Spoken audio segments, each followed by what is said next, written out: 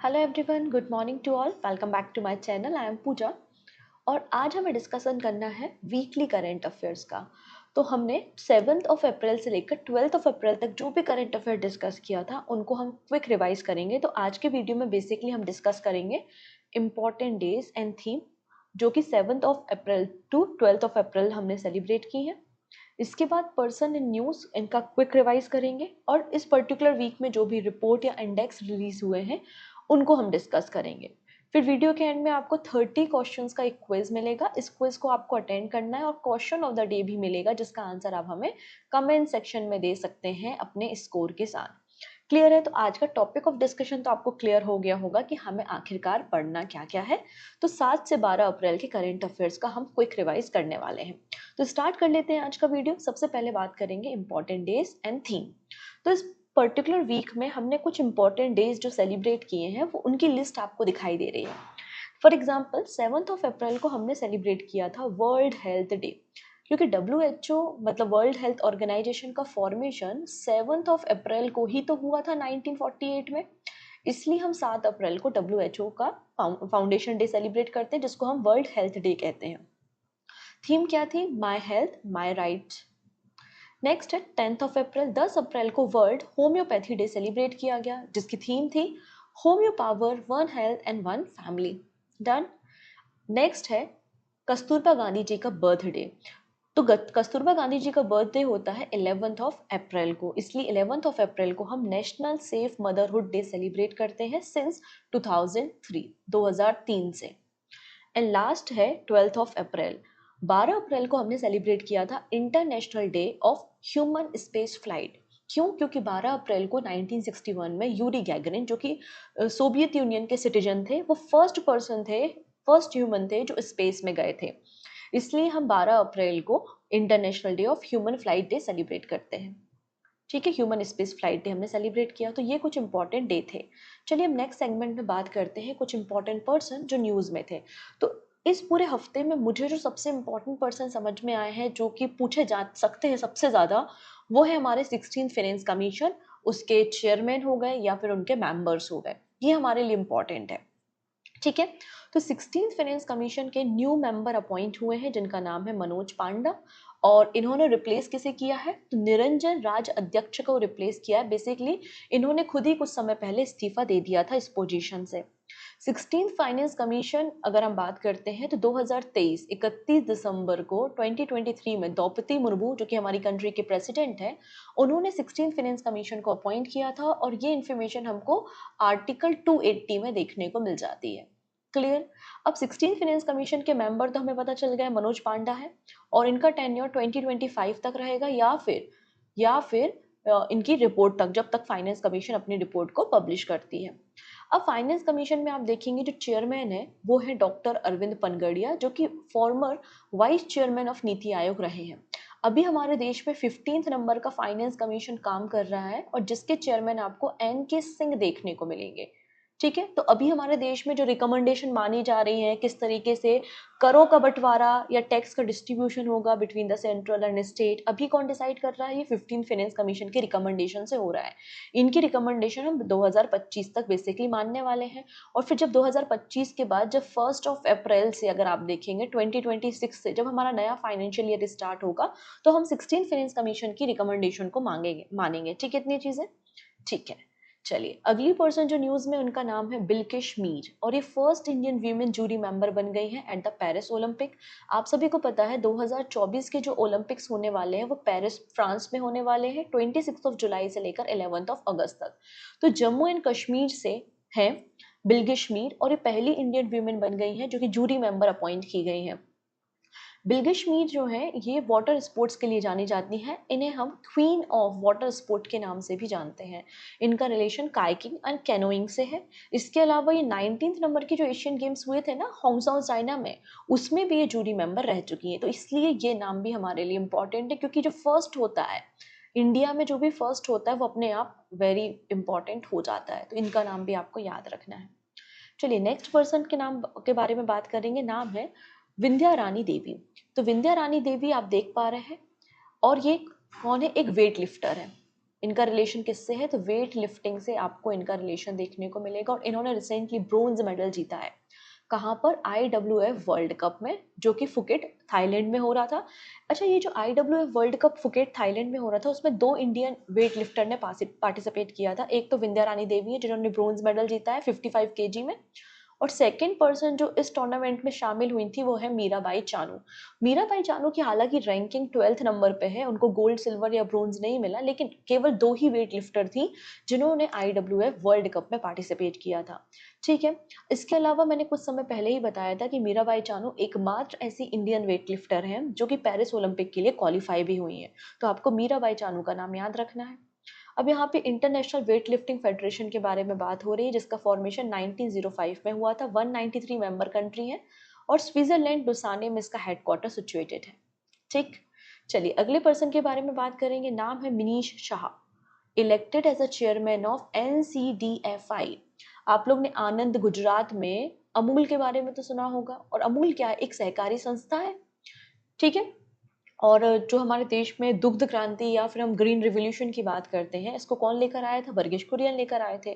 तो इसी तरीके से आप देखेंगे जो national cooperative dairy federation of India limited है, इनके बोर्ड मेंबर की मीटिंग हुई थी और इसमें इलेक्शन किया गया और इलेक्ट हुए हैं मिनीश शाह, और मिनीश शाह अब नए चेयरमैन होंगे। ठीक है। नेक्स्ट पर्सन के बारे में बात करते हैं। आप लोगों ने 1992 के अर्थ समिट के बारे में ज़रूर सुना होगा अगर आपने एनवायरनमेंट की थोड़ी बहुत भी स्टडी की है। 1992 में अर्थ समिट हुआ था रियो दे जेनेरियो में, और ये फोर्स में कब आया था? 1993 में आया था, जहाँ पर बात की गई थी कि हमें इस तरीके से जो कॉन्फ्रेंस ऑफ पार्टी अलग अलग देशों की मीटिंग्स करनी चाहिए और हमें अपने बायोडाइवर्सिटी को प्रोटेक्ट करने की कोशिश करना चाहिए।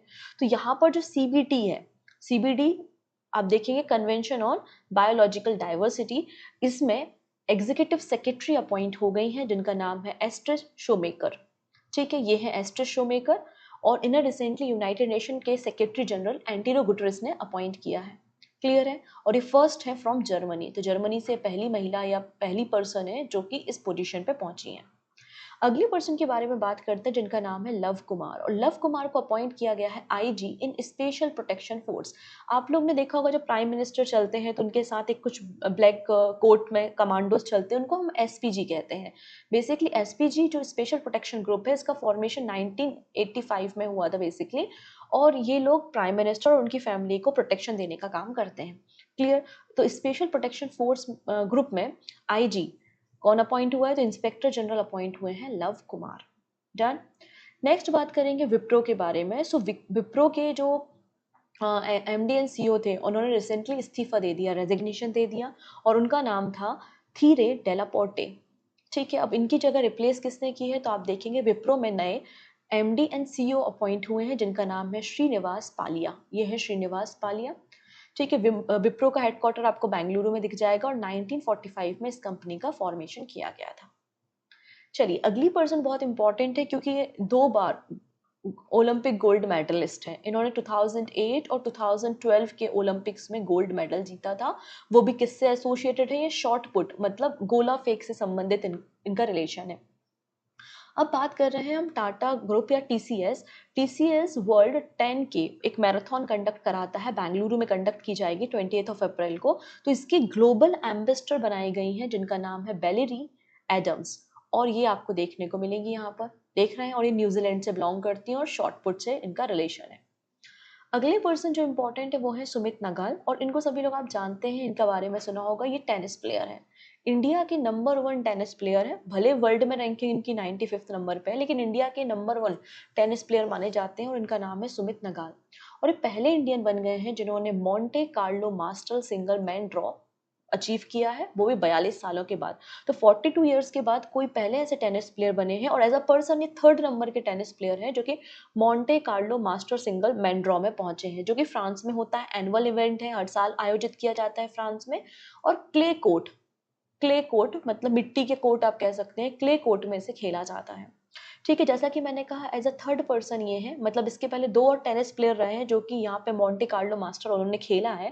तो बिल्कुल यस। आप देखेंगे विजय अमृतराज इन 1977 और दूसरे हैं रमेश कृष्णन इन 1982।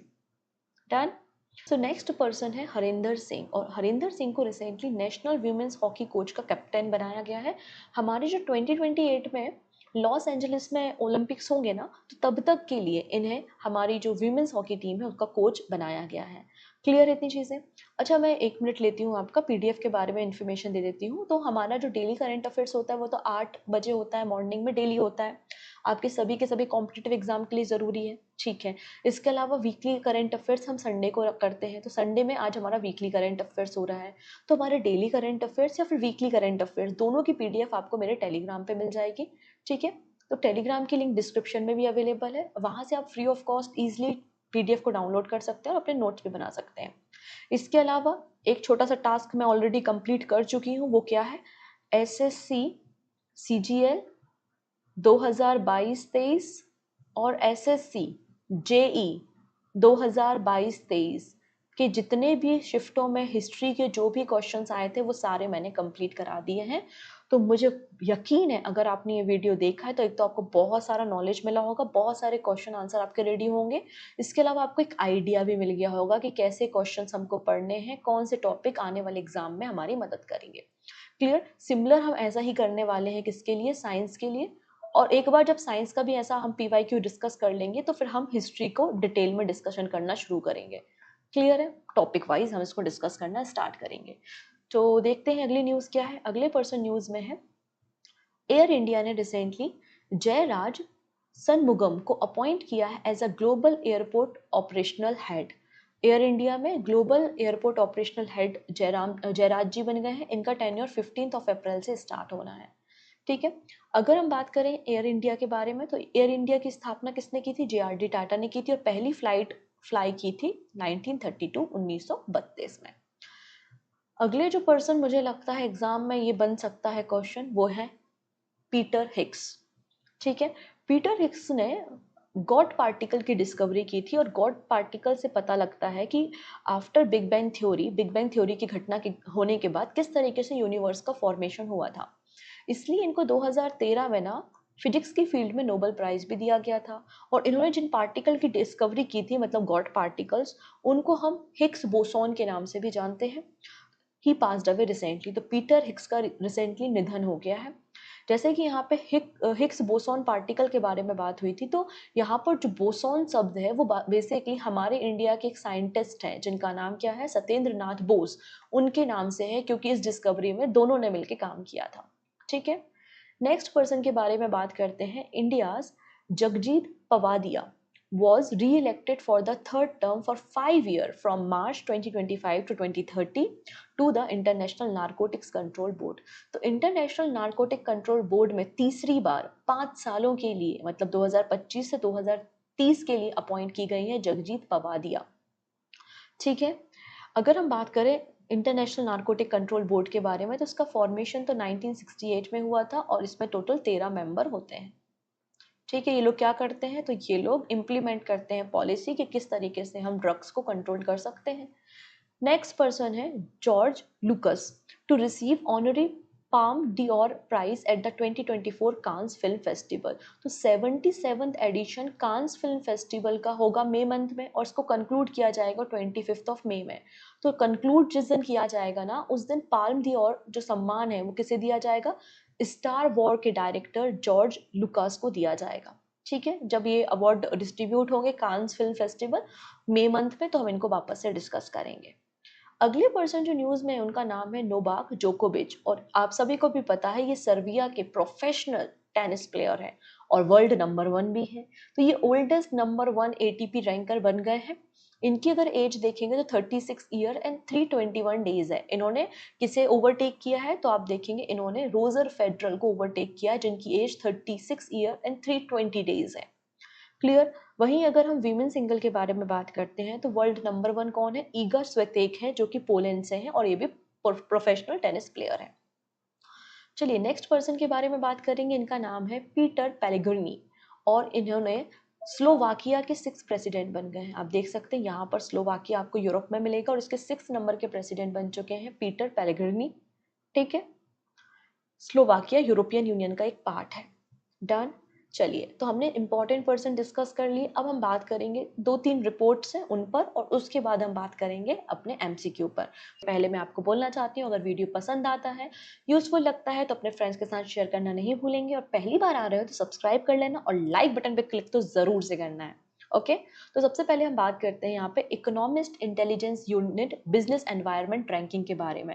बेसिकली ये जो रिपोर्ट है वो बताती है कि कौन सी कंट्री है जो सबसे बेस्ट है बिजनेस के लिए, मतलब वहाँ पे फिजिकल पॉलिसी अच्छी है, कॉस्ट ऑफ लिविंग अच्छा है, इन्फ्लेशन, इकोनॉमिक ग्रोथ, इन सारे पैरामीटर्स पे इस रिपोर्ट को पब्लिश किया जाता है। और यहाँ पे जो टॉप 3 कंट्रीज हैं जो कि बिजनेस ग्रो करने के लिए और बिजनेस के मामले में टॉप पर हैं, वो है सिंगापुर, डेनमार्क और यूएसए। क्या टॉप 10 में इंडिया है? तो आंसर नहीं, टॉप 10 में इंडिया नहीं है। तो इंडिया कहाँ है? इंडिया बिगेस्ट इम्प्रूवर कंट्रीज की लिस्ट में शामिल है। तो सबसे ज्यादा जो इम्प्रूविंग कंट्रीज हैं वो है ग्रीस, अर्जेंटीना और इंडिया है। मतलब इन्होंने धीरे धीरे अपनी फिजिकल पॉलिसीज को इम्प्रूव कर रहे हैं, जिसके कारण बिजनेस की ग्रोथ हो। इस रिपोर्ट में ये भी कहा कि 2024 से 2028 के बीच में इकोनॉमिक ग्रोथ इंडिया में अच्छी होगी और एफडीआई इनफ्लो भी इंडिया में काफी अच्छा होगा। इसका रीजन ये है कि चाइना में जो कंपनीज है वो सेकेंड प्लेस देख रही है अपने हेडक्वार्टर्स को शिफ्ट करने का या नई ब्रांचेस को ओपन करने का। तो इंडिया एक बहुत अच्छा डेस्टिनेशन है। ठीक, आप देख सकते हैं ग्रीस, अर्जेंटीना और इंडिया। इंडिया की रैंकिंग देखोगे 51 है, और इंडिया का जो यहाँ पे चेंजेस हुआ है वो एफडीआई पॉलिसी में किया है, फॉरेन ट्रेड एक्सचेंज में किया है, टैक्स रिजीम में हमने चेंजेस किया है, जिसके कारण हम टॉप 3 इम्प्रूविंग कंट्रीज के लिस्ट में शामिल हुए हैं। नेक्स्ट बात करते हैं यूनिकॉर्न लिस्ट के बारे में। तो रिसेंटली यूनिकॉर्न लिस्ट को पब्लिश किया गया। इसमें बताया जाता है कि पूरे वर्ल्ड में जो स्टार्टअप्स हैं और जो यूनिकॉर्न्स हैं उनको यहाँ पर इंक्लूड किया जाता है। तो टोटल वर्ल्ड में जो यूनिकॉर्न्स हैं वो है 1453 यूनिकॉर्न्स, और इंडिया की रैंकिंग आपको 3rd पोजीशन पे देखने को मिलेगी। ठीक है, इंडिया में अगर आप देखेंगे तो टोटल नंबर ऑफ यूनिकॉर्न 67 है। ठीक है, फर्स्ट नंबर पे यूएसए है जहां पर आपको 703 यूनिकॉर्न्स देखने को मिलेंगे, एंड सेकंड नंबर पे चाइना है जहां पर आपको 340 यूनिकॉर्न्स कंपनी देखने को मिल जाएंगी। डन। अब बात करते हैं most valuable unicorn in the world कौन सा है? बाइट डांस है, जिसकी ऑनर टिकटॉक है। इसकी वैल्यूएशन आप देखेंगे $220 बिलियन की देखने को मिल जाएगी। तो इंडिया की अगर बात करते हैं तो इंडिया में मोस्ट वैल्यूएबल स्टार्टअप कौन सा है या मोस्ट वैल्यूएबल यूनिकॉर्न कौन है? तो आंसर हो जाएगा स्विगी है। एंड स्विगी के अलावा आपको ड्रीम 11 देखने को मिलेगा, इनकी वैल्यूएशन $8 बिलियन की है। डन। अब यहाँ पे 2024 को इन्होंने AI the year of AI भी डिक्लेयर किया है, क्योंकि एआई से रिलेटेड कई सारे स्टार्टअप्स हैं जो कि यूनिकॉर्न में कन्वर्ट हुए हैं, और एआई स्टार्टअप या एआई यूनिकॉर्न्स के मामले में इंडिया 3rd नंबर पे आता है। फर्स्ट नंबर पे यूएसए जहाँ पे 60 यूनिकॉर्न्स है एआई बेस्ड, चाइना में 37 एआई यूनिकॉर्न्स है, और इंडिया में अगर आप देखेंगे तो फर्स्ट जो इंडिया का एआई यूनिकॉर्न है उसका नाम है कृत्रिम। डन। नेक्स्ट है ग्लोबल हेपेटाइटिस रिपोर्ट, जिसको recently WHO world health organization ने रिलीज करने का काम किया था। यहाँ पर WHO ने ये भी कहा है कि हम कोशिश करेंगे कि 2030 तक हेपेटाइटिस को रिमूव कर दें इंडिया से।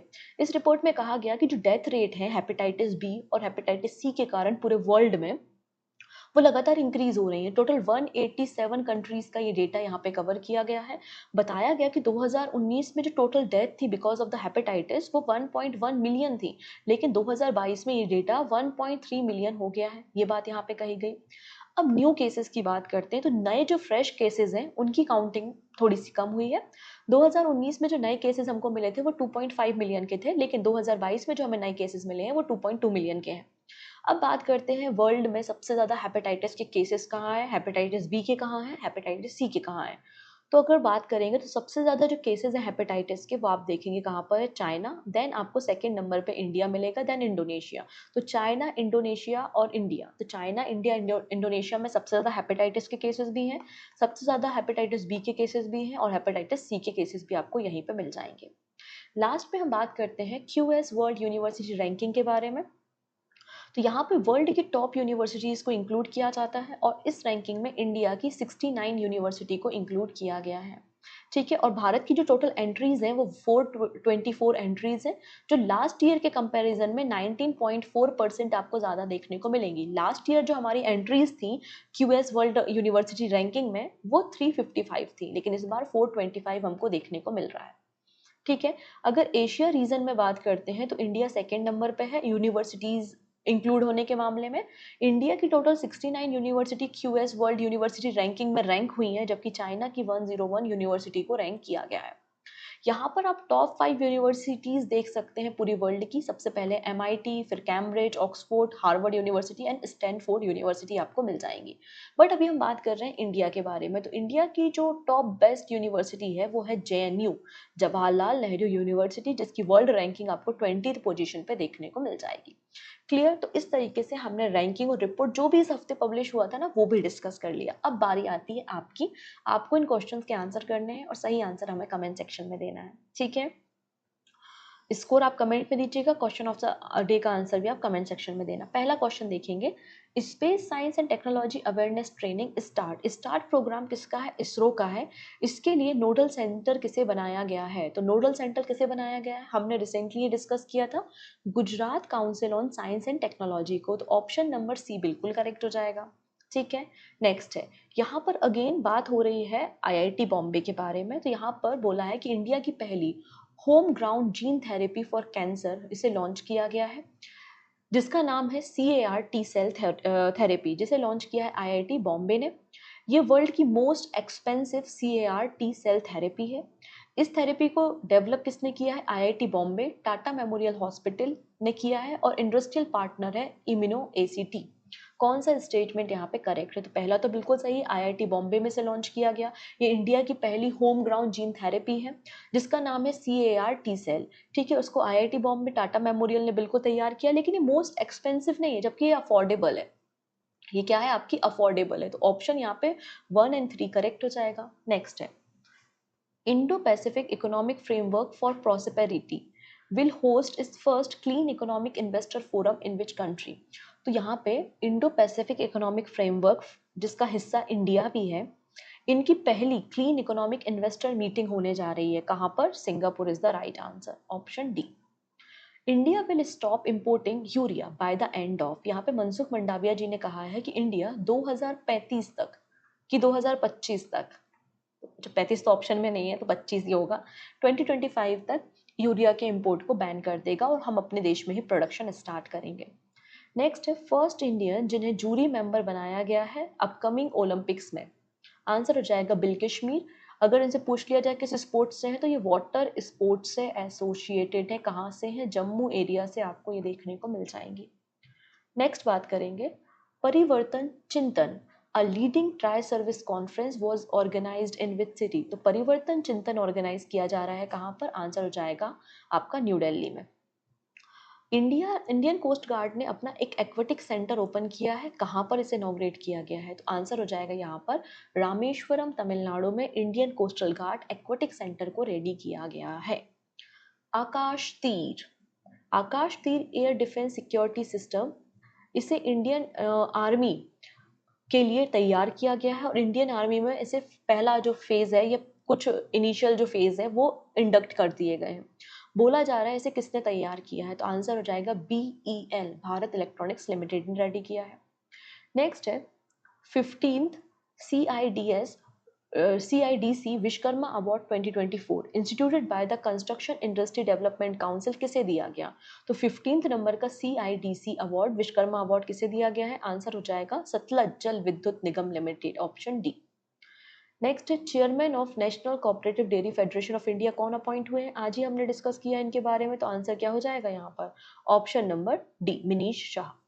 अच्छा, आईजी आपका स्पेशल प्रोटेक्शन फोर्स के IG कौन अपॉइंट हुए हैं? तो लव कुमार हुए हैं। ये एक इंपॉर्टेंट अपॉइंटमेंट हो सकती है आपके एग्जाम के लिए। बूथ राबता एक नई वेबसाइट है जो कि इलेक्शन रिलेटेड इंफॉर्मेशन के लिए लॉन्च की गई है। किस राज्य ने लॉन्च की है? तो आंसर हो जाएगा आपका पंजाब, पंजाब गवर्नमेंट ने इसे लॉन्च किया है, option D. India and Eurasia Economic Zone recently held talk to formally start negotiation for free trade agreement. Which of the following country is not a part of EEU? तो recently Eurasian Economic Union, तो Eurasian economic union जिसमें आपको 5 member country देखने को मिलेंगी और India के साथ इन्होंने फ्री ट्रेड एग्रीमेंट के लिए नेगोशिएशन स्टार्ट किया है। पूछा जा रहा है इनमें से कौन नहीं है? तो अर्मेनिया है, बेलारूस है, रशिया भी है, किर्गिस्तान भी है, लेकिन मंगोलिया यहाँ पे नहीं है, ऑप्शन डी। नेक्स्ट है, पीटर पेलेग्रिनी रिसेंटली किस कंट्री के नए प्रेसिडेंट बन गए हैं? आंसर हो जाएगा यहाँ पे स्लोवाकिया के बन गए हैं। आज ही हमने देखा। विप्रो, विप्रो के न्यू सीईओ एंड एमडी कौन बन गए हैं? तो आंसर हो जाएगा श्रीनिवास पालिया को बनाया गया है। ऑप्शन ए अगेन यहाँ करेक्ट हो जाएगा। This is very important question मुझे लगता है, क्योंकि जब चाबहार पोर्ट न्यूज में था ना, तो कई पेपर में क्वेश्चन पूछा गया था। वैसे सितवे पोर्ट को ऑपरेट करने के राइट इंडिया को मिल गए हैं, और ये सेकेंड ओवरसीज पोर्ट है जो इंडिया ऑपरेट करेगा आफ्टर चाबहार पोर्ट। आपको बताना है सितवे पोर्ट कहाँ पर है, तो आंसर हो जाएगा म्यांमार में सिचुएटेड है, राइट। नेक्स्ट है, who has been awarded on an honorary fellowship by the American Surgical Association in April 2024। तो अमेरिकन सर्जिकल एसोसिएशन की फेलोशिप किसे मिली है? डॉक्टर रघुराम को मिली है। Option D.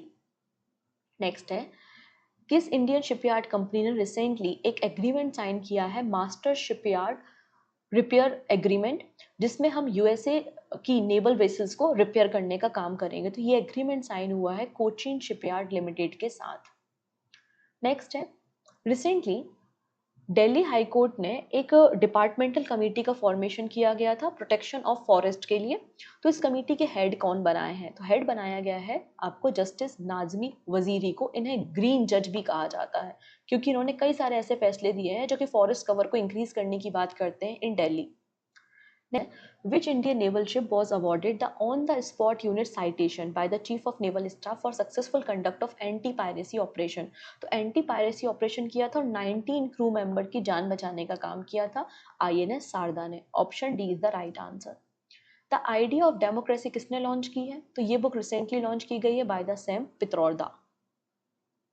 ओके, नेक्स्ट देखेंगे हम, T set 1A recently seen in news. तो ये टाटा का या इंडिया में पहली किसी प्राइवेट कंपनी का ये आपका इनिशिएटिव है, जिन्होंने अर्थ ऑब्जर्वेशन सैटेलाइट को लॉन्च किया है। स्पेस एक्स की मदद से लॉन्च किया गया है फाल्कन 9 रॉकेट का इस्तेमाल करके फ्लोरिडा से। तो आंसर हो जाएगा ऑप्शन ए।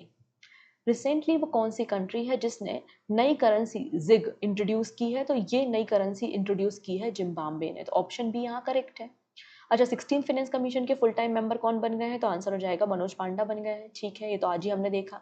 चलिए, इसरो की टीम को अपने किस मिशन के लिए John L Jack Swigert junior award दिया गया है? तो आंसर हो जाएगा इसरो के चंद्रयान 3 मिशन के लिए इन्हें अवार्ड दिया गया है। Option B.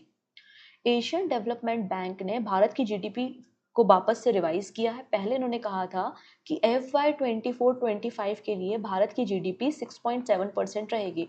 इसे रिवाइज करके कितना कर दिया है? आंसर हो जाएगा 7% कर दिया है। Option B. C dome air defence system recently news में है। इसे किसने डेवलप किया है? तो ये इजराइल का इनिशिएटिव है। Option A is the right answer. Which country is the largest importer of Russian crude oil? पहले इंडिया रशिया से सबसे ज्यादा क्रूड ऑयल को मंगाता था, इंपोर्ट करता था, लेकिन अब इंडिया को ओवरटेक कर लिया है चाइना ने। तो यहाँ पे सही आंसर क्या हो जाएगा? China.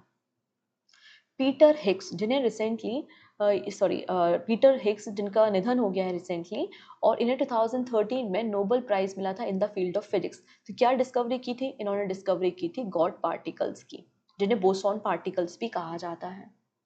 Who has been appointed the coach of senior women's national hockey team? तो आंसर हो जाएगा हरिंदर सिंह है। ये न्यूज़ भी आज ही हमने पर्सन में पढ़ी हुई है। This is question of the day, जिसका आंसर आप हमें अपने स्कोर के साथ कमेंट सेक्शन में देंगे कि रिसेंटली गर्ल्स एम्पावरमेंट मिशन का न्यू वर्जन किसने लॉन्च किया है। 4 कंपनीज हैं, रिलायंस, अडानी, REC या फिर NTPC। जो भी सही आंसर लगता है आप हमें कमेंट में दे सकते हैं। बाकी सारी बातें हम नेक्स्ट वीडियो में डिस्कस करेंगे कुछ नए करेंट अफेयर्स के साथ। तब तक अपना ध्यान रखेंगे। Take care and bye bye.